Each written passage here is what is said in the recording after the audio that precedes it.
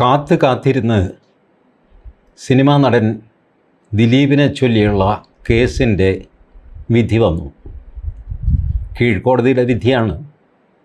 ഇനി ഹൈക്കോടതിയും സുപ്രീം കോടതിയും ഉണ്ട് അതൊക്കെയുണ്ട്. ബട്ട് കീഴ്ക്കോടതിയുടെ വിധി ഒരു പ്രധാനപ്പെട്ട കടമ്പയാണല്ലോ. അത് കണ്ടില്ല എന്ന് നടിക്കാൻ പറ്റില്ലല്ലോ. നമ്മൾ സാധാരണ ഒരു ക്രിമിനൽ കേസ്, ഞാൻ പലപ്പോഴും പത്രികയിൽ നിങ്ങളോട് സംസാരിക്കാറുള്ളത് അതിൻ്റെ ജഡ്ജ്മെൻറ്റ് കയ്യിൽ വെച്ചിട്ടാണ്. പക്ഷേ ദിലീപ് കേസിലെ ജഡ്ജ്മെൻറ്റ് ഇതുവരെ പൂർണ്ണരൂപം ഇറങ്ങിയിട്ടില്ല, അപ്ലോഡ് ചെയ്തിട്ടില്ല. കോടതിയുടെ വെബ്സൈറ്റിൽ അത് അപ്ലോഡ് ചെയ്യേണ്ടതാണ്, പക്ഷേ അത് ചെയ്തിട്ടില്ല. അതിന് കാരണം കുറ്റക്കാർക്കുള്ള ശിക്ഷ വിധിച്ചിട്ടില്ല. എന്താ വിധിക്കാതിരിക്കാൻ കാരണം? ഒരാളെ കുറ്റക്കാരനാണെന്ന് കണ്ട് ആദ്യമേ ജഡ്ജി പറയും, നിങ്ങളെ കുറ്റക്കാരനായിട്ട് കണ്ടിരിക്കുന്നു. അത് കഴിഞ്ഞിട്ട് ഒരു വാദം കൂടെയുണ്ട്, പ്രീ സെൻറ്റൻസ് ആർഗ്യുമെൻറ്റ്. ആ സമയത്ത് ഞാൻ നിരപരാധിയാണ്, എൻ്റെ കയ്യിൽ തെളിവുണ്ട്, ഇതൊന്നും പറയാൻ പറ്റില്ല. ശിക്ഷ കുറയ്ക്കാനായിട്ട് നിങ്ങൾക്ക് വാദിക്കാം. ഞാൻ അച്ഛനും അമ്മയും ഇല്ലാത്തവനാണ്, വാസ്തവത്തിൽ അച്ഛനും അമ്മയെ കൊന്നിട്ടാണ് ഇയാൾ വന്നിരിക്കുന്നത്, അത് വേറെ കാര്യം. ബട്ട് ഞാൻ അനാഥനാണ്, എനിക്ക് അച്ഛനും അമ്മയൊന്നുമില്ല, ഞാൻ ചെറുപ്പക്കാരനാണ്, എനിക്ക് വലിയൊരു ഭാവിയുണ്ട്, എന്നോട് ദയ കാണിക്കണം, അങ്ങനെയാണ് ഇങ്ങനെയാണെന്നൊക്കെ പറഞ്ഞ് അവതാ പറയുക എന്ന് പറയില്ല. ഇതാണ് ആ വാദം. ആ വാദം കൂടെ കേട്ട ശേഷമാണ് ജഡ്ജി ശിക്ഷ തീരുമാനിക്കുന്നത്. ആ വാദത്തിൽ പറഞ്ഞതിനകത്തൊരു കഴമ്പുണ്ടല്ലോ. ഇത്ര വലിയ ശിക്ഷയൊക്കെ ഇയാൾക്ക് കൊടുക്കണം, ജീവപര്യന്തമൊന്നും വേണ്ട, ഒരു 10 വർഷം അത് കൊടുക്കാം, ഇങ്ങനെയൊക്കെ തീരുമാനിച്ചു എന്ന് വരാം. അതിനുള്ള അവസരത്തിനായിട്ടാണ് ഈ പ്രീ സെൻറ്റൻസ് ആർഗ്യുമെൻറ്റ് വെച്ചിരിക്കുന്നത്.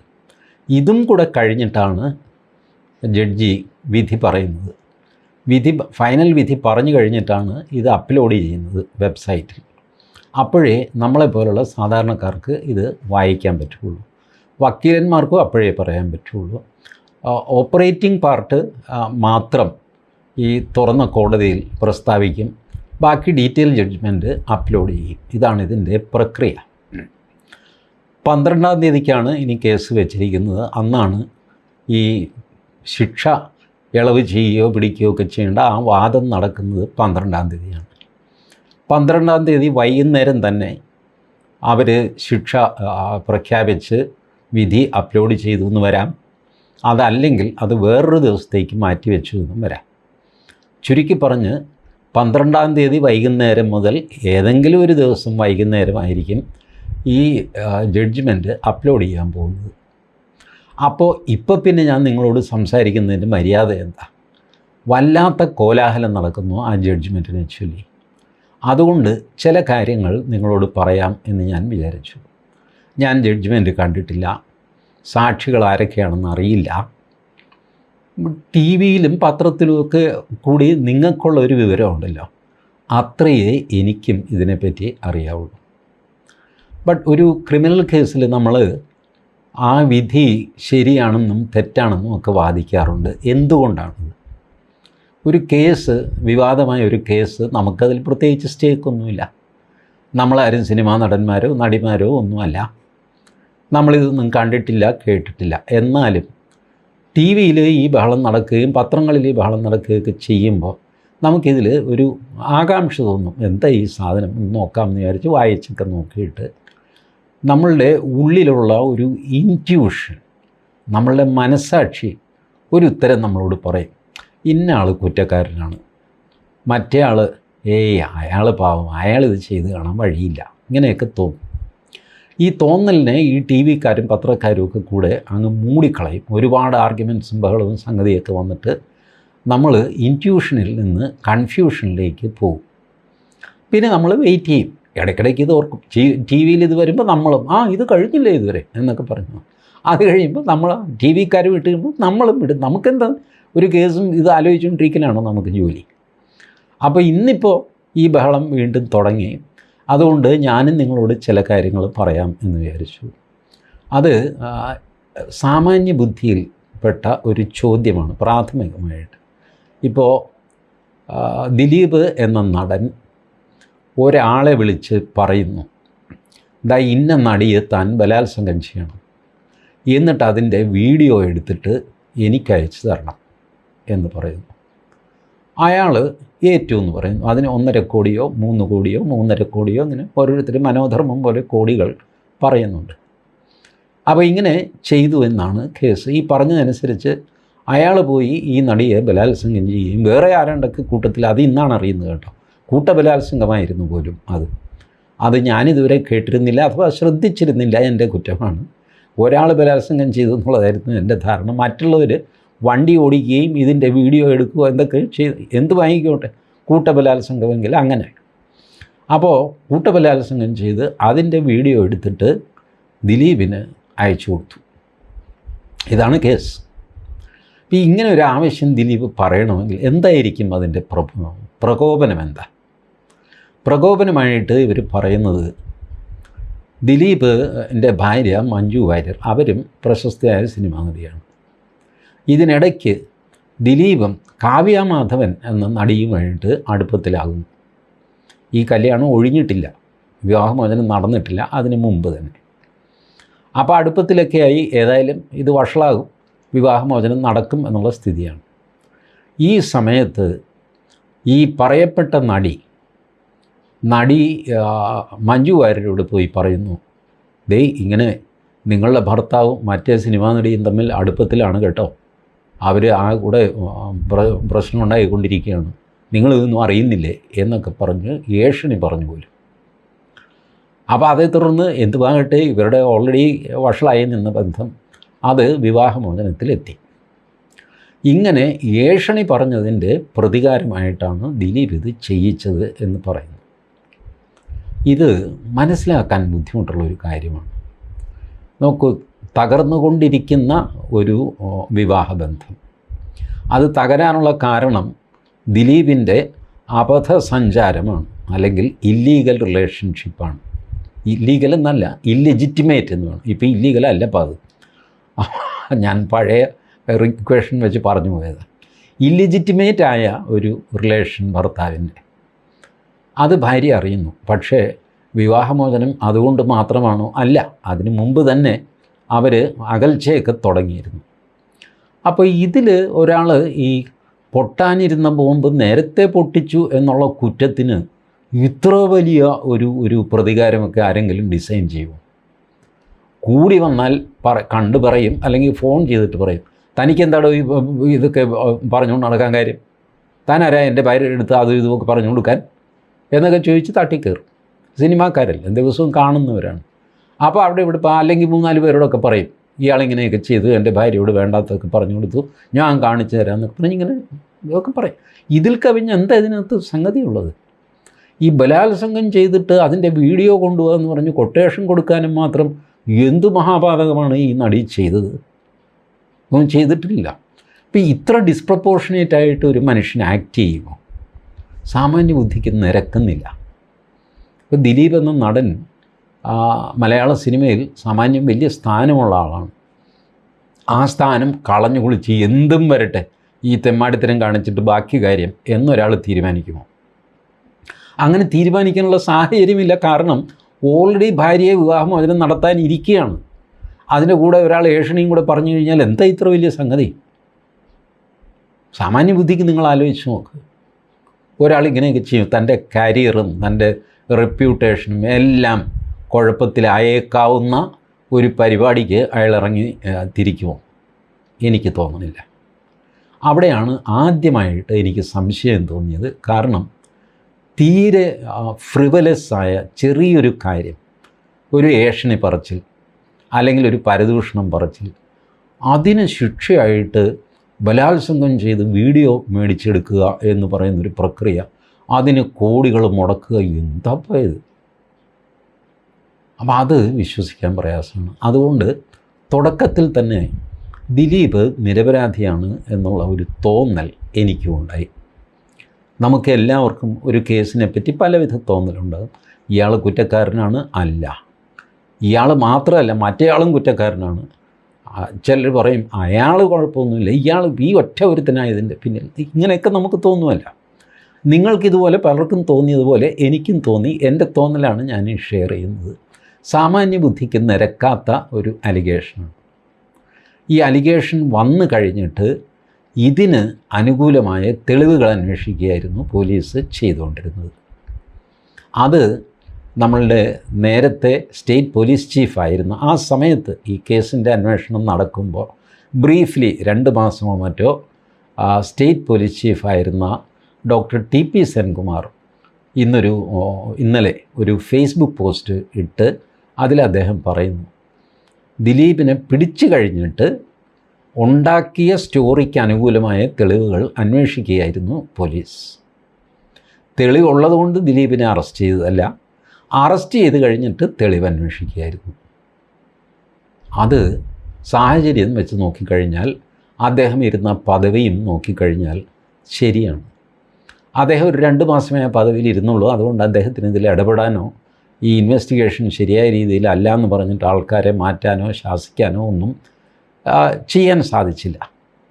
Because he was there for a very brief period of 2 months. ഈ യാഥാർത്ഥ്യം അദ്ദേഹം വെളിപ്പെടുത്തി. അപ്പോൾ ഞാൻ നോക്കിയപ്പോൾ എൻ്റെ ഇൻറ്റ്യൂഷൻ പോലെയാണ് ഏകദേശം കാര്യങ്ങൾ നിൽക്കുന്നത്. കോടതി വിധി വന്നപ്പോൾ ദിലീപിനെ വെറുതെ വിടുകയും ചെയ്തു. കോടതി വിധിയിൽ ഒരാളെ വെറുതെ വിട്ടകൊണ്ട് അയാൾ കുറ്റക്കാരനല്ല എന്ന് പറയാമോ? അങ്ങനൊരു തർക്കം ഉന്നയിക്കാൻ കേട്ടോ. പക്ഷേ അതിനർത്ഥമില്ല. കോടതി വിധിച്ചാൽ വിധിച്ചതാണ്. കോടതി ഒരാളെ കുറ്റവാളിയല്ല എന്ന് കണ്ടാൽ പിന്നെ അയാൾ കുറ്റവാളിയല്ല. നമുക്ക് പറഞ്ഞുകൊണ്ട് നടക്കാം അയാൾ കുറ്റം ചെയ്ത്, അതൊക്കെ കാശൊക്കെ കൊടുത്തിട്ട് വിധി മേടിച്ചതാണെന്നേ എന്നൊക്കെ പറയാം.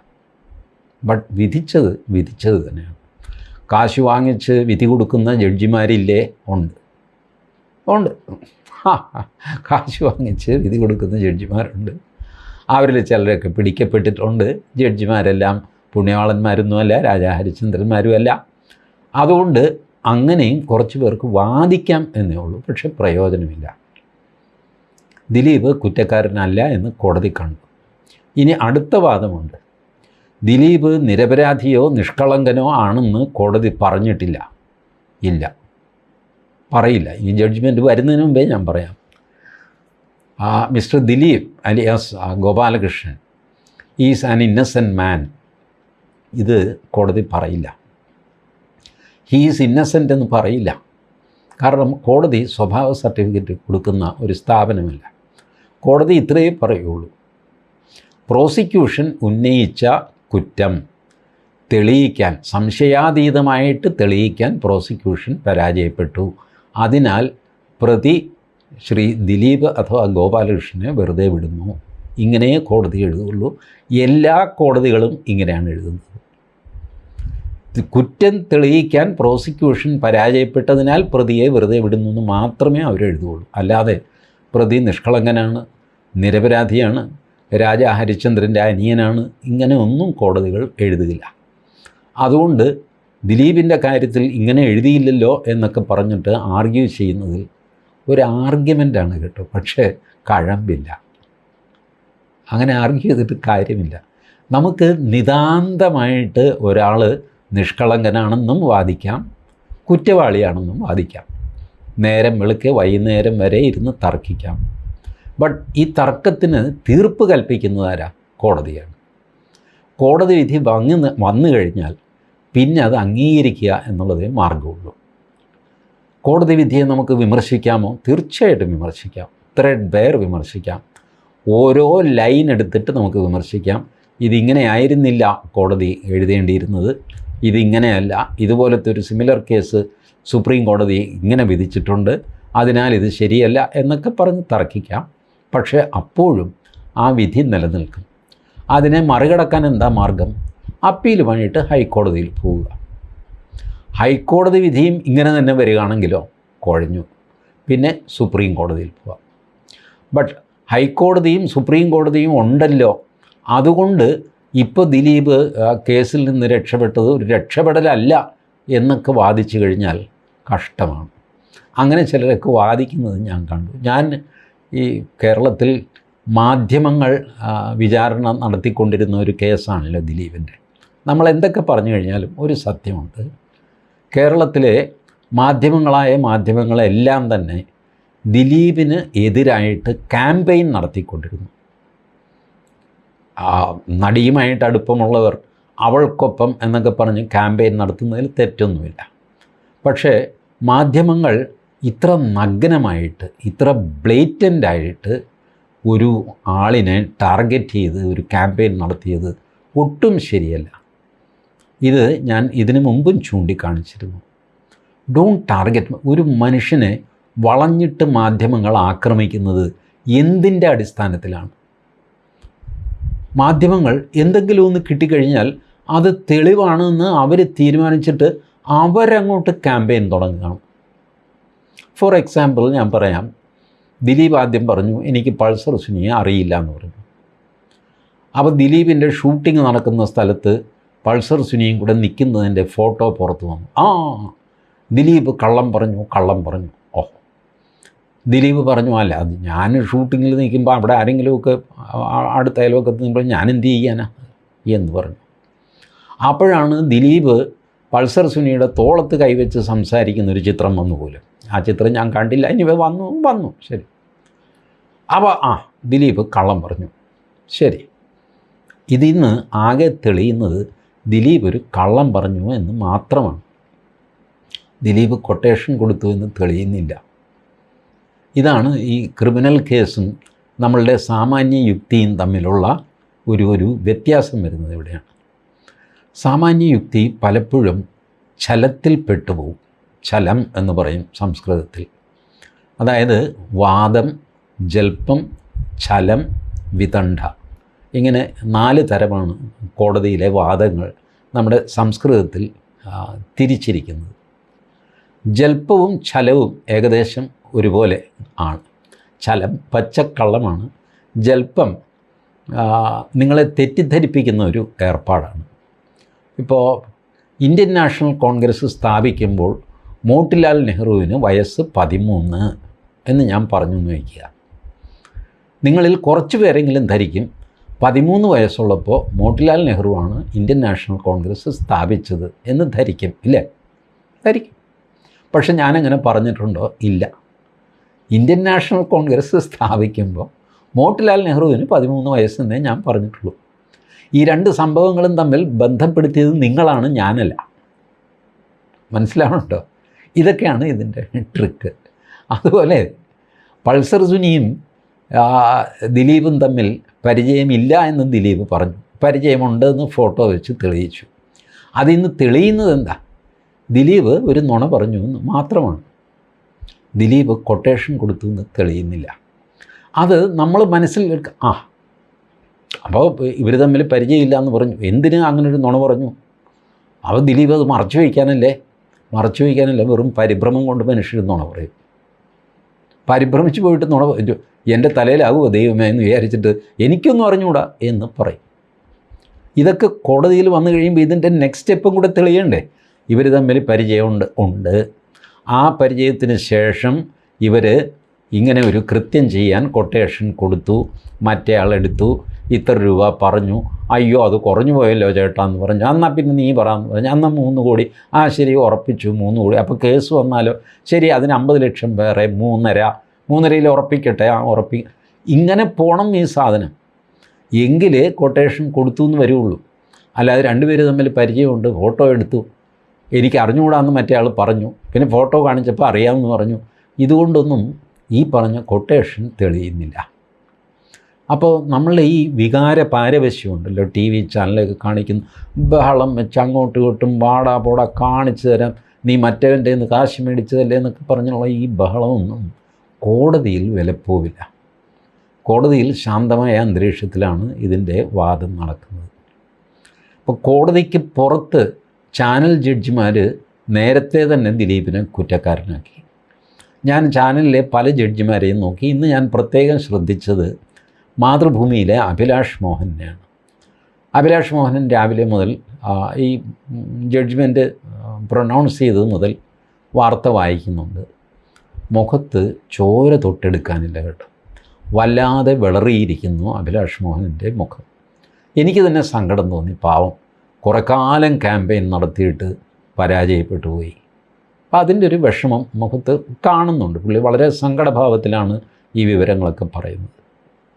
പിന്നെ രാത്രി 7:30-ക്കുള്ള മാതൃഭൂമി സൂപ്പർ പ്രൈം ടൈമിൽ വന്നു കഴിഞ്ഞപ്പോൾ അദ്ദേഹം വീണ്ടും തൻ്റെ വീര്യം പുറത്തെടുത്തു. അങ്ങനെയൊന്നുമല്ല, ഇതൊക്കെ കള്ളത്തരമാണ്, ഹൈക്കോടതി കൊണ്ട് കാണിച്ചു തരാമെന്നൊക്കെ പറഞ്ഞിട്ട് വാശിക്ക് കയറി. അപ്പോൾ തങ്ങളുടെ ഒരു ക്യാമ്പയിൻ പരാജയപ്പെട്ടതിൻ്റെ ഒരു ജാള്യം ഈ മാധ്യമരംഗത്തെ അവരുടെ പ്രതിനിധിയായിട്ടാണ് ഇന്ന് ഞാൻ അഭിലാഷ് മോഹനെ ശ്രദ്ധിച്ചത്. എല്ലാവരെയും ശ്രദ്ധിക്കാൻ പറ്റില്ലല്ലോ. അതുകൊണ്ട് ഞാനൊരു സാമ്പിൾ വെച്ചിട്ട് ഒരാളെ മാത്രം നോക്കി. എനിക്ക് അഭിലാഷ് മോഹനോട് ഒരു വിരോധമോ സംഗതി ഒന്നുമില്ല കേട്ടോ. നന്നായിട്ട് പ്രസൻറ്റ് ചെയ്യുന്ന നല്ല ആളാണ്. ഡിബേറ്റും ഒക്കെ വളരെ നന്നായിട്ട് നിയന്ത്രിക്കുകയൊക്കെ ചെയ്യുന്ന ആളാണ്. ഞാൻ പറഞ്ഞതാകെ ഈ ക്യാമ്പയിനിൽ പങ്കെടുത്ത ഒരാൾ എന്നുള്ള നിലയ്ക്ക് ഞാൻ അദ്ദേഹത്തിൻ്റെ മുഖഭാവം ശ്രദ്ധിച്ചു എന്ന് മാത്രമാണ്. അതിനപ്പുറത്തേക്ക് ഒരർത്ഥവും ആരും എൻ്റെ ഈ വാക്കുകൾക്ക് കൊടുക്കരുത്. അഭിലാഷ് മോഹൻ ഒട്ടും കൊടുക്കരുത് കേട്ടോ. അഭിലാഷ് മോഹൻ ഇത് കാണുകയാണെങ്കിൽ ഞാൻ ഒരു മുൻകൂർ ജാമ്യം എടുത്ത് പറയുകയാണ്. Nothing against you. I just observe you as a part of the gang of several media persons who conducted a campaign. That is undoubtful. ഞങ്ങൾ ക്യാമ്പയിനൊന്നും നടത്തിയില്ല എന്നൊന്നും പറയരുത്. നിങ്ങൾ ക്യാമ്പയിൻ നടത്തി, വർഷങ്ങളായിട്ട് പലതവണ നടത്തി. തുടക്കത്തിൽ അതിഭീകരമായിട്ട് നടത്തി, ഇങ്ങനെയൊക്കെ ചെയ്തു. ഒരു ഇൻസ്റ്റൻസ് കൂടെ ഞാൻ പറയാം. ബാലചന്ദ്രകുമാർ എന്ന ആൾ ദിലീപ് ഗൂഢാലോചന നടത്തി എന്നൊക്കെ പറഞ്ഞു. ബാലചന്ദ്രകുമാർ അങ്ങനെയൊക്കെ പറഞ്ഞു, ടി വിയിൽ വന്നിരുന്നു പറഞ്ഞു. കോടതിയിൽ മൊഴി കൊടുത്തു. ആ മൊഴി പുറത്ത് വന്നിട്ടില്ല. എന്തൊക്കെ വന്നു എന്ന് എനിക്ക് അറിയില്ല. പക്ഷേ ബാലചന്ദ്രകുമാർ നടത്തിയ ഒരു ഈ വെളിപ്പെടുത്തൽ എന്നൊക്കെ പറയുമെങ്കിലും അതിനകത്ത് വന്ന ഒരു മേജർ ഫ്ലോ ഇതാണ്. ദിലീപ് മദ്യപിച്ചിരുന്നു ബാലചന്ദ്രകുമാറിനോട് സംസാരിക്കുമ്പോൾ. മദ്യപിച്ച ആൾ സംസാരിക്കുന്നതിന് വലിയ വാല്യൂ ഇല്ല കോടതിയിൽ. മനസ്സിലായോ? നമ്മൾ തന്നെ ഗൗരവമായിട്ട് എടുക്കുക. നമ്മൾ പറയും ഒരു വെള്ളം അടിച്ച് എന്തൊക്കെയോ പറഞ്ഞു പോട്ടേന്ന്. ഇതാണ് പറയുന്നത്. Intoxicated people they may speak anything. അതിലിപ്പോൾ അത് കാര്യമായിട്ട് എടുക്കാനില്ല. അവരുടെ ഇതിൻ്റെ കെട്ടൊക്കെ ഇറങ്ങി കഴിയുമ്പോൾ അവർ പറഞ്ഞത് എന്താണെന്ന് അവർക്ക് പോലും ഓർമ്മയുണ്ടാവില്ല. ഇതാണല്ലോ മദ്യത്തിൻ്റെ ഒരു ഇഫക്റ്റ്. അതുകൊണ്ട് അത് ഗൗരവമായിട്ട് കോടതിയിൽ എടുക്കുകയില്ല. അത്തരം സംസാരങ്ങളിലേക്ക് പിന്നാലെ പോയിട്ട് അതെന്തോ ക്രിമിനൽ കേസിലെ വലിയ സാധനമാണെന്നൊക്കെ പറഞ്ഞിട്ട് ക്യാമ്പയിൻ നടത്തിയതാണ്. ഇന്നിപ്പോൾ ഈ അഭിലാഷ് മോഹന് സംഭവിച്ചതുപോലെ മറ്റ് പല ആങ്കർമാർക്കും അത് സംഭവിച്ചു കാണുമെന്ന് എനിക്കറിയാം. ഞാൻ ഒരാളെ മാത്രം ശ്രദ്ധിച്ചു, അതുകൊണ്ട് അയാളുടെ പേര് പറയുന്നു. അന്യഥ എനിക്ക് അഭിലാഷ് മോഹനെ പറ്റി യാതൊരുവിധ അഭിപ്രായ വ്യത്യാസവും ഇല്ല. ഇതും ഈ നിലപാടുകളിലുള്ള ഒരു വ്യത്യാസം മാത്രമാണ്. ഒരു പേഴ്സണൽ റിമാർക്കായിട്ട് ഒരിക്കലും അത് എടുക്കരുത്. ബട്ട് ഇങ്ങനൊരു ക്യാമ്പയിൻ നടത്തിയതായിരുന്നു. ഇത്തരം ക്യാമ്പയിനുകൾ കോടതികൾ വീഴില്ല എന്ന് ഇപ്പോഴെങ്കിലും മനസ്സിലായി കാണും. പല രീതിയിൽ ആ ജഡ്ജിയെ അപമാനിക്കാൻ ശ്രമം നടക്കും. അതൊക്കെ ഈ കേസിന് വളരെ ദോഷമായിട്ട് സംഭവിച്ച കാര്യമാണ്. 2 തവണ ഈ നടി മജിസ്ട്രേറ്റിനെ മാറ്റണം എന്ന് പറഞ്ഞ് ഹൈക്കോടതിയിൽ പോയി. ഹൈക്കോടതി സമ്മതിച്ചില്ല. സുപ്രീം കോടതിയിൽ പോയി. സുപ്രീം കോടതിയും സമ്മതിച്ചില്ല. പ്രോസിക്യൂട്ടറായിട്ട് ഹാജരായത് നിങ്ങൾ നോക്കൂ. 2 പ്രോസിക്യൂട്ടർമാർ പിണങ്ങിപ്പോയി പോലും. എന്തിന് പിണങ്ങിപ്പോയി എനിക്ക് മനസ്സിലാവണില്ല. ഈ കോടതിയുമായിട്ട് വഴക്കിട്ട് പ്രോസിക്യൂട്ടർ സ്ഥാനം രാജിവെക്കുക എന്നൊക്കെ പറഞ്ഞാൽ തക്കതായ എന്തെങ്കിലും കാരണം വേണ്ടേ? അതെന്താണെന്ന് ആർക്കും അറിഞ്ഞുകൂടാ. അതും ഊഹാപോഹമാണ്. ഞാൻ പറഞ്ഞത് ജഡ്ജി എഴുതിയെടുത്തില്ല എന്നൊക്കെ പറയുന്നു. പറഞ്ഞതൊന്നും ജഡ്ജി എഴുതിയെടുക്കണമെന്നൊന്നുമില്ല. നിങ്ങൾ പ്രസക്തമായ കാര്യങ്ങൾ പറഞ്ഞാൽ എഴുതും. അതല്ലാത്തതൊക്കെ നിങ്ങൾ പറയുന്നത് മുഴുവൻ ഇങ്ങനെ റെക്കോർഡ് ചെയ്തെടുക്കുന്ന ഏർപ്പാട് ജഡ്ജിമാർക്കില്ല. അതൊക്കെ എല്ലാ വക്കീലന്മാർക്കും അറിയാവുന്ന കാര്യമാണ്. അല്ലെങ്കിൽ നിങ്ങളെ പ്രധാനപ്പെട്ട പോയിൻ്റാണ് this may please be recorded എന്ന് പറഞ്ഞാൽ അവർ റെക്കോർഡ് ചെയ്യും. റെക്കോർഡ് ചെയ്യാതൊന്നും ഇരിക്കില്ല. എന്തു ആയിക്കോട്ടെ, 2 പ്രോസിക്യൂട്ടർമാർ പോയി. പിന്നീട് അവസാനം 2 പ്രോസിക്യൂട്ടർമാരുണ്ടായിരുന്നത്, ഒന്ന് അഡ്വക്കേറ്റ് TB മിനി, വേറൊന്ന് അഡ്വക്കേറ്റ് അജകുമാർ. ഈ 2 പേരെയും നമ്മൾ ടി വിയിൽ കണ്ടിട്ടുണ്ട്. ടി വിയിൽ സാമാന്യം ഭംഗിയായിട്ട് വാദഗതികൾ അവതരിപ്പിക്കും. ദിലീപിനെതിരെയാണ് സംസാരിക്കുന്നത് എന്നുള്ളത് കൊണ്ട് ആങ്കർമാർ ഇവർക്ക് ആവശ്യം പോലെ സമയം കൊടുക്കും, തടസ്സപ്പെടുത്തുകയില്ല. ദിലീപിനെ അനുകൂലിച്ച് സംസാരിക്കുന്നവരാണെങ്കിൽ അവരെ നിരന്തരം തടസ്സപ്പെടുത്തും. ഇത് ആ ക്യാമ്പയിൻ്റെ ഒരു സ്വഭാവമാണ്. അപ്പോൾ അങ്ങനെ ടി വിയിൽ ഭംഗിയായിട്ട് ഇവർക്ക് സംസാരിക്കാൻ പറ്റി. അപ്പോൾ നടിയുടെ ഭാഗത്തോ അല്ലെങ്കിൽ നടിക്കോ തന്നെ തോന്നി, എടാ ഇവർ കൊള്ളാം, ഇവരെ പ്രോസിക്യൂട്ടറാക്കാമെന്ന് വിചാരിച്ചു.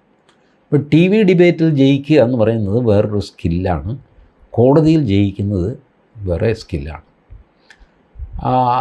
അഡ്വക്കേറ്റ് ബി രാമൻപിള്ള എന്ന് പറയുന്നത് കേരളത്തിലിപ്പോൾ ക്രിമിനൽ വക്കീലന്മാരിൽ ഏകദേശം നമ്പർ 1 തന്നെയാണെന്ന് പറയാം. ഏതായാലും ആദ്യത്തെ കേരളത്തിലെ മിടുക്കന്മാരായ ക്രിമിനൽ കേസ് വാദിക്കുന്നവരിൽ ആദ്യത്തെ 5 പേരിൽ എടുത്തു കഴിഞ്ഞാൽ ഒരു പേര് രാമൻപിള്ള സാറിൻ്റെ തന്നെ ആയിരിക്കും, സംശയമില്ല. ഒന്നാമതാണെന്നൊക്കെ പറഞ്ഞ് ഞാൻ അത് വേറൊരു വിവാദമാക്കാൻ ഉദ്ദേശിക്കുന്നില്ല. ഏതായാലും ആദ്യത്തെ 5 പേരുടെ എടുത്തു കഴിഞ്ഞാൽ അതിനകത്ത് ഒരു പേര് രാമൻപിള്ള സാറ് തന്നെ. അപ്പോൾ അങ്ങനെയുള്ള ഒരു മനുഷ്യനെതിരെ നിങ്ങൾ ടി വിയിൽ വാദിച്ച് മാത്രം ശീലമുള്ള, അല്ലെങ്കിൽ മറ്റ് കേസുകൾ കോടതിയിൽ വാദിച്ച് കാണാമില്ലെന്ന് ഞാൻ പറയുകയില്ല, ബട്ട് ഇവർ പോരാ. ഇതാണ് ടി വിയിൽ നമ്മൾ മയങ്ങിപ്പോയാൽ വരുന്ന ഒരു കുഴപ്പം. രാമൻപിള്ള സാറിനെ നിങ്ങൾക്ക് ടി വി ഡിബേറ്റിൽ കാണാനും പറ്റില്ല. രാമൻപിള്ള സാറ് ഇത്രയും ബഹളമൊക്കെ നടന്നിട്ട് ഇന്നാണ് മീഡിയയോട് ഒന്ന് സംസാരിക്കുന്നത്. അതും അദ്ദേഹം ചികിത്സ കഴിഞ്ഞുള്ള വിശ്രമത്തിലാണ്. വളരെ ബ്രീഫായിട്ട് 1-2 സെൻറ്റൻസ് പറഞ്ഞു കഴിഞ്ഞു. കാരണം അവരൊക്കെ പ്രൊഫഷണൽസാണ്, കോടതിയിൽ വാദിക്കുന്ന വക്കീലന്മാരാണ്, ടി വി ചർച്ചയിൽ വാദിച്ച് ജയിക്കുന്നവരല്ല. ഇതും ഈ കേസിലെ നടിക്ക് ദോഷകരമായ ഒരു തീരുമാനമായിപ്പോയി എന്നെനിക്ക് തോന്നുന്നു. പ്രോസിക്യൂട്ടർമാർ, when you choose a prosecutor, be very careful. അത് കേസിനെ വല്ലാതെ ബാധിക്കുന്ന ഒരു കാര്യമാണ്, വക്കീൽ ആരാണ് എന്നുള്ളത്. ഞാൻ ഈ പറഞ്ഞ 2 വക്കീൽമാർ, ലേഡി അഡ്വക്കേറ്റും അഡ്വക്കേറ്റ് രാജകുമാറും, ഇവർ മോശക്കാരാണെന്നല്ല ഞാൻ പറയുന്നത്. രാമൻപിള്ള സാറ് വാദിക്കുമ്പോൾ ഏകദേശം അതേ സ്റ്റേച്ചറുള്ള, അത്രയും എക്സ്പീരിയൻസ് ഉള്ള ഒരാൾ ഇപ്പുറത്ത് ഉണ്ടായിരുന്നെങ്കിൽ നന്നായിരുന്നേനെ എന്ന് മാത്രമാണ് ഞാൻ പറയുന്നത്. അല്ലാതെ ഈ ഉള്ള ആൾക്കാർ മോശക്കാരായിപ്പോയി, തല്ലിപ്പൊളിയായിപ്പോയി, ആ അർത്ഥത്തിലേ അല്ല. They were probably very good prosecutors, but they had their maximum training in T V studios than in actual court room. ഇതൊക്കെ തമ്മിൽ വ്യത്യാസമുണ്ട് എന്ന് സാരം. ഞാൻ ആരെയും കൊച്ചാക്കാനോ അവരെ അപമാനിക്കാനോ വേണ്ടി പറയുകയല്ല. But in comparison with advocate Raman Pillai, these 2 prosecutors seemed bit lacking in nature and knowledge. അതാണ് എൻ്റെ പോയിൻ്റ്. അപ്പോൾ ഇതൊക്കെ വെച്ച് അവൈലബിൾ സർക്കംസ്റ്റാൻസസും അവൈലബിൾ വാർത്തയും ഒക്കെ വെച്ച് നോക്കിക്കഴിഞ്ഞാൽ ഈ വിധി ന്യായമാണ് എന്ന് ഞാൻ കരുതുന്നു. എന്നാൽ ദിലീപിനോട് ഒരു ബയാസ് തുടക്കം മുതൽ എനിക്ക് ഉണ്ടായിരുന്നില്ലേ? ഉണ്ടായിരുന്നു, സത്യമാണ്. അതിൻ്റെ കാരണമാണ് തുടക്കത്തിൽ ഞാൻ നിങ്ങളോട് പറഞ്ഞത്. വളരെ ചെറിയ ഒരു പ്രകോപനത്തിന് വളരെ വലിയ, സങ്കല്പിക്കാൻ പറ്റാത്ത ഒരാളിനെ ബലാത്സംഗം ചെയ്ത് അതിൻ്റെ ഫോട്ടോ എടുത്ത് എനിക്ക് വീഡിയോ കൊണ്ടുവന്ന് താ എന്ന് പറയുന്ന മൃഗീയമായൊരു തലത്തിലേക്ക് പോകാനും മാത്രമുള്ള പ്രകോപനം ദിലീപിന് ഉണ്ടായിട്ടില്ല. ഓൾറെഡി തകരാൻ പോകുന്നൊരു വിവാഹബന്ധത്തിൽ 2 പാരിതോഷികം ഒരാൾ പറഞ്ഞു എന്ന് പറഞ്ഞിട്ട് ഇത്ര വലിയൊരു ബഹളമൊക്കെ ആരെങ്കിലും വയ്ക്കുമോ? അപ്പോൾ അതുള്ളതുകൊണ്ട് I had a bias towards Dileep എന്നുള്ളത് സത്യമാണ്. അത് വെച്ചുകൊണ്ട് തന്നെയാണ് ഞാൻ ബാക്കി ന്യായങ്ങൾ നിങ്ങളുടെ മുന്നിൽ അവതരിപ്പിച്ചത്. ഇനി വിധി വരട്ടെ. വിധി അപ്ലോഡ് ചെയ്ത് വരുമ്പോൾ ആവശ്യമാണെങ്കിൽ നമുക്ക് വീണ്ടും ഒരു വീഡിയോ ചെയ്യാം. Thank you.